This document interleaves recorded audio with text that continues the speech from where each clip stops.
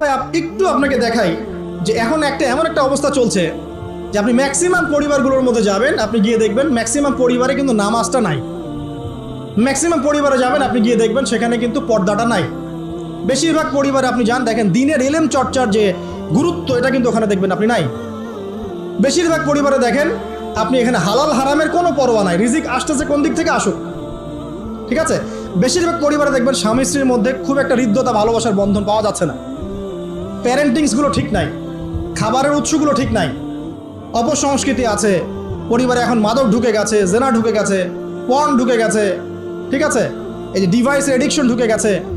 মানে অন্তর্নিহিত সম্পর্কগুলো, যে হৃদ্যতা ভালোবাসার সম্পর্কগুলো ছিল এবং ইসলামিক নীতি নৈতিকতাগুলো ছিল, এখন এগুলো কিন্তু দিন দিন পরিবার থেকে কমে যাচ্ছে। এতে করে পরিবারে ডিভোর্স বাড়ছে। যেমন প্রতি 1 ঘন্টায় ঢাকায় একটা করে ডিভোর্স হয়, মানে প্রতি 24 ঘন্টায় 24টা ডিভোর্স ঢাকায় হয়। এবং আমেরিকার মতো কান্ট্রিতে প্রতি 13 সেকেন্ডে একটা করে ডিভোর্স হয়, ঠিক আছে।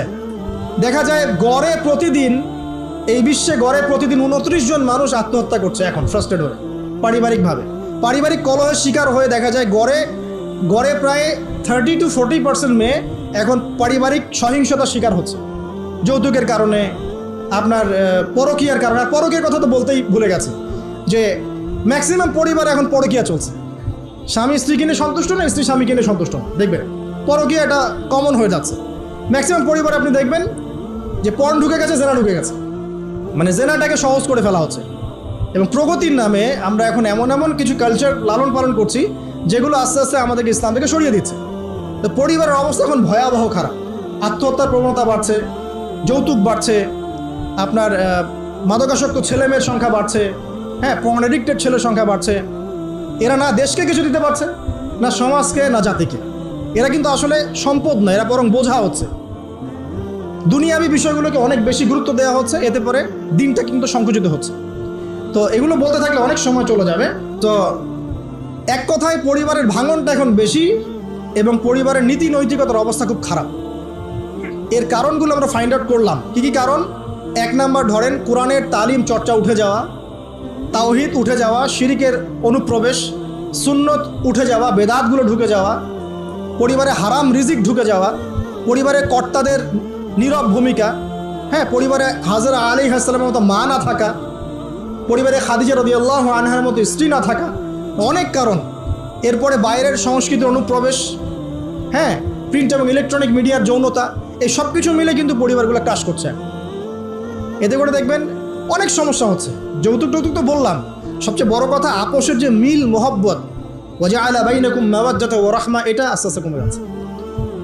পরিবার যখন এরকম ভাঙনের শিকার হচ্ছে তখন দেখবেন সমাজের মধ্যে স্ট্যাবিলিটি নষ্ট হচ্ছে এবং এই সমাজগুলো দিয়ে আপনি কখনো আদর্শ রাষ্ট্র কায়েম করতে পারবেন না। এখন আসেন, জাস্ট এখান থেকে আমি আলোচনার শেষের দিকে যাব অল্প সময়, যে আমরা এখন কি কি কাজ করলে কিভাবে স্টার্ট করব আর কিভাবে আমরা এটাকে সলভ করতে পারি। এই সলিউশনটা 2 রকম। 1 নম্বর হচ্ছে যারা অলরেডি পরিবারে ঢুকে গেছেন তাদেরকে অন্য জায়গা থেকে শুরু করতে হবে। মানে যারা অলরেডি পরিবারে ঢুকে গেছেন আপনাদেরকে তওবা করে ফিরে এসে আবার শুরু করতে হবে। আর যারা পরিবারে এখনও ঢোকেন নাই, আপনারা এখনও সৌভাগ্যবান। এখন থেকে যদি আপনারা এই নসিহতগুলো মেনে চলতে পারেন, ইনশাল্লাহ আপনার পরিবারটা 8-10টা পরিবারের মতো হবে না ইনশাল্লাহ। প্রথমে বলি তাদের কথা, যারা পরিবারে ঢুকে গেছি আমরা, তাদের কাজ কি? তাদের প্রথম কাজ হচ্ছে ঠান্ডা মাথায় বিশ্বের পরিস্থিতি, সমাজ দেশের পরিস্থিতিগুলো নিয়ে চিন্তা করা, ঠান্ডা মাথায়, যে হচ্ছেটা কি আসলে। যখন দেখবো যে না আসলে ভালো কিছু হচ্ছে না, খারাপ হচ্ছে, তখন আপনার ভুলটা কোথায় সেটা আপনাকে ফাইন্ড আউট করতে হবে। আপনার ভুলটা কোথায় ছিল? আপনি এমন কাউকে বিয়ে করেছেন যে ফ্যামিনিস্ট, আপনি এমন একটা পরিবার গঠন করেছেন যেখানে আপনি কোরআনটা চালু করতে পারেন নাই, সবাই নামাজ পড়ছে না, সবাই পর্দা করছে না, হ্যাঁ, নিয়মিত তালিম হচ্ছে না। এখন আপনার কাজ কি? আগে তওবা করে ফিরে এসে আপনি জ্ঞান চর্চা শুরু করেন। আপনি যে রোল মডেল হয়ে দেখান, জ্ঞান চর্চা করে, আমল করে, পর্দা করে, ইসলামের জন্য কিছু করে একটা রোল মডেল স্থাপন করে দেখান, দেখিয়ে পরিবারকে আহ্বান করেন যে তোমরাও এদিকে আসো। এবং আপনার যত ক্ষমতা আল্লাহ পাক দিয়েছেন পরিবারে, অর্থনৈতিক ক্ষমতা বা স্বামী হিসেবে ক্ষমতা, বাবা হিসেবে ক্ষমতা, এটা আপনি পরিবারে প্রয়োগ করে পরিবারটাকে লাইনে আনার চেষ্টা করেন। এরপরে চেষ্টা করতে করতে করতে করতে যদি কোনো কাজই না হয় শেষ পর্যন্ত, অ্যাটলিস্ট আপনি আপনার দায়িত্ব পালন করেছেন। এখন তাদের ভার আল্লাহর হাতে ছেড়ে দেন, আপনি আপনার কবরের ফিকির করেন, ব্যাস। যার যার হক তাকে দিয়ে দেন, নিজের হকটা আল্লাহর কাছে চেয়ে নেন। আর দ্বিতীয় হচ্ছে তারা যাদের পরিবার এখনো শুরু হয়নি, আপনারা কিভাবে স্টার্ট করবেন? প্রথমে বলবো জ্ঞান চর্চা এখনই করে নেন, জ্ঞান অর্জনটা এখনই করে নেন। পরিবার গঠন হয়ে গেলে অনেক রেসপন্সিবিলিটি আসবে, তখন ডিফিকাল্ট। তো জেনারেল লাইনের পড়া, ইসলামিক পড়া একটা ব্যালেন্স করেন। আমি বলছি না জেনারেল পড়া ছেড়ে দেন, আমি এটা কখনো বলি নাই। ওটা পড়াশোনা করেন, ইসলামিক পড়াশোনাগুলো করেন, একটা ব্যালেন্স করেন। করে আপনি 5 ওয়াক্ত নামাজ শুরু করেন, আল্লাহ রাস্তায় সময় লাগান, কোরআন তেলাওয়াত করেন, আলেম ওলামার সোহবতে যান, হ্যাঁ, আত্মশুদ্ধিমূলক কাজ করেন, সমাজ কল্যাণমূলক কাজ করেন। পাশাপাশি আরও বলবো যে দিনই কাজে ব্যস্ত থাকেন, ভালো কাজে ব্যস্ত থাকেন। এভাবে নিজের ভিতরটাকে আগে পরিশুদ্ধ করে নেন। এরপর আপনি একটা হালাল রিজিকের চেষ্টা করেন, একটা হালাল পবিত্র রিজিক, হোক সেটা কৃষিকাজ। লজ্জার কিচ্ছু নাই, কৃষিকাজ লজ্জার কোনো প্রফেশন নয়, গর্বের প্রফেশন। কারণ আল্লাহ পাক বহু নবীকে রাখালি করিয়েছেন, পশুপালন করিয়েছেন। জানেন, মুসা আলাইহিস সালামকে আল্লাহ পাক পশুপালন করিয়েছেন 8 বছর 10 বছর। এগুলো কোনো লজ্জার প্রফেশন নয়, এটা গর্বের প্রফেশন।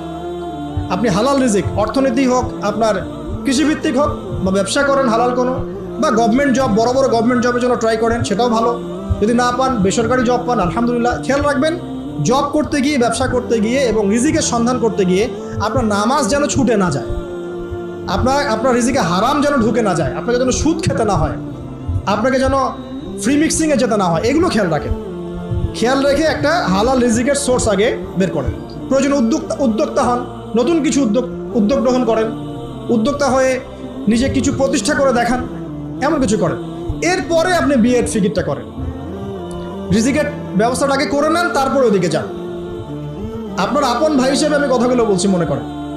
এরপরে আপনি যখন বিয়ে করবেন, বললাম তো, মেয়ের জাস্ট দিনদারিতা দেখবেন।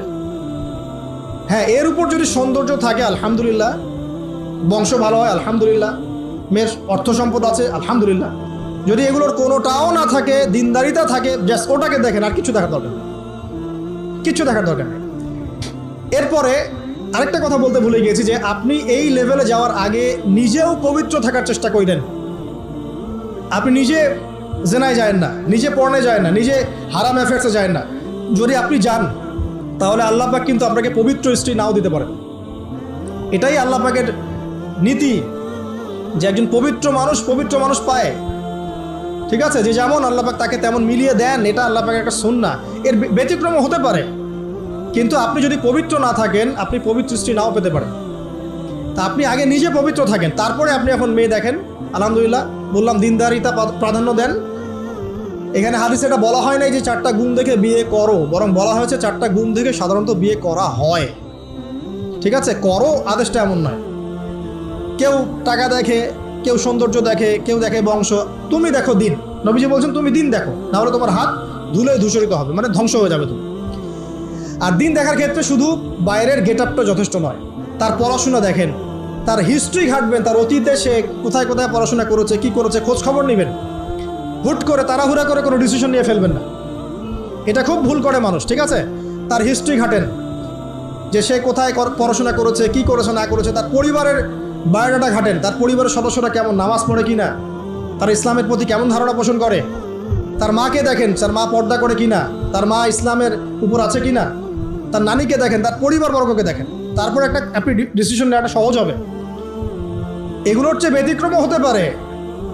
ওই আজারের পরিবারে ইব্রাহিমের জন্ম হতে পারে, ফেরাউনের আন্ডারে আসিয়ার জন্ম হতে পারে, থাকতে পারে, কিন্তু এটা ব্যতিক্রম। নর্মালি কিন্তু সবসময় এমনটা হয় না। যে প্যারেন্টিংস দিয়ে তারা বড় হয়েছে, ওই প্যারেন্টিংস তাদের মধ্যে থেকে যায়। এই কারণে মেয়ের ব্যাপারে খুব সেন্সিটিভ থাকবেন। আগে পুরো বিষয়গুলো ঘেটে নিয়ে তারপরে আপনি কোনো জায়গায় পা দেন করবেন আল্লাহর কাছে, যে আল্লাহ আমি তোমার কাছে ইস্তেখারা করছি, আমি জানি না যে কোনটা আমার জন্য ভালো হবে, কোনটা খারাপ। আল্লাহ এটা যদি আমার জন্য ভালো হয় সহজ করে দাও, যদি খারাপ হয় আল্লাহ দূর করে দাও। নিজের উপর চাপ নিয়েন না। তারপরে যদি দেখেন আলহামদুলিল্লাহ দিনদার, আর ডানে বামে দেখার দরকার নাই। যদি আপনি আপনার মনের মতো দিনদার পবিত্র একজন মেয়ে পেয়ে যান, আর যদি সে সুন্দরীও হয় মাশাআল্লাহ, আর ভালো বংশের হয়, তাহলে সারাটা জীবন তাকে নিয়ে কাটিয়ে দেন, আপনি হ্যাপি হবেন ইনশাআল্লাহ।